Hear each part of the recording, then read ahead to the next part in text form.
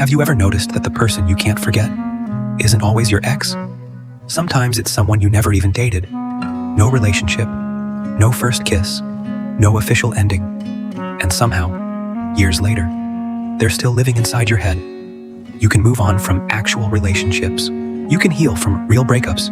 But that one person, the one that almost happened, the one that felt different, for some reason, they never leave. If someone instantly came to your mind while hearing this, comment, "What if?" Because once you understand the psychology behind this, you may finally understand why your brain refuses to let them go. And trust me, it has less to do with them than you think.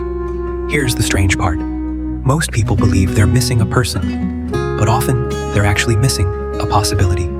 There was no relationship, no shared future, no real memories together, yet your mind keeps returning to them. Why? Because reality and imagination are processed differently by the brain. Reality eventually reveals flaws. Reality shows bad habits. Reality creates arguments.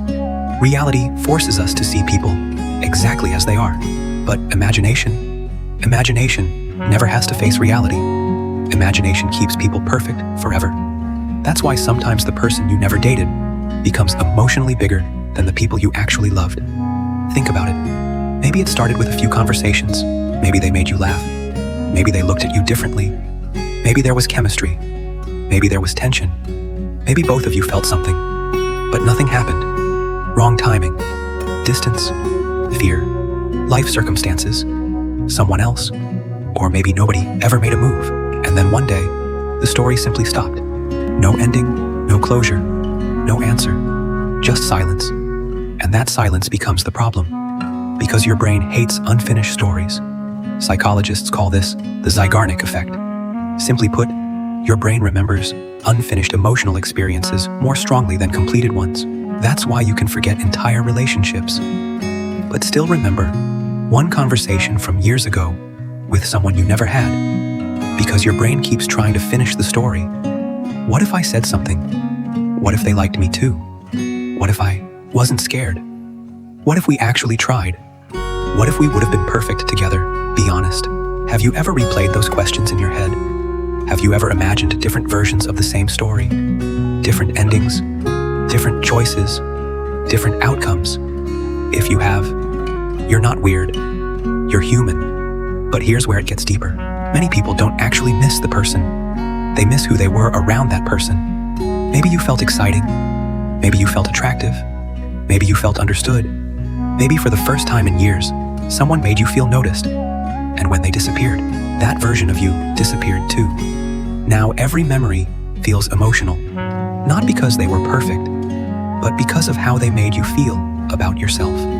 That's why some people move on from breakups faster than they move on from almost relationships. Breakups give you evidence. You saw the reality. You experienced the problems. You learned the truth. But with someone you never dated, your brain fills in all the missing pieces itself. And unfortunately, your imagination is usually much kinder than reality would have been. Halfway through this video, I want to ask you something and answer honestly. Do you actually miss them, or do you miss the future you imagined with them? Because those are not the same thing. And most people spend years confusing the two. Now let's talk about social media, because modern life made this problem much worse. Years ago, when a story ended, people disappeared. Today, they become digital ghosts. You see their pictures, their vacations, their relationships, their achievements, their happy moments, and without realizing it, you keep feeding an unfinished story inside your own mind. Every photo becomes another chapter. Every story becomes another question.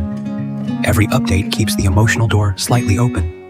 You aren't just watching them, you're keeping the fantasy alive. And that's dangerous, because uncertainty is incredibly addictive.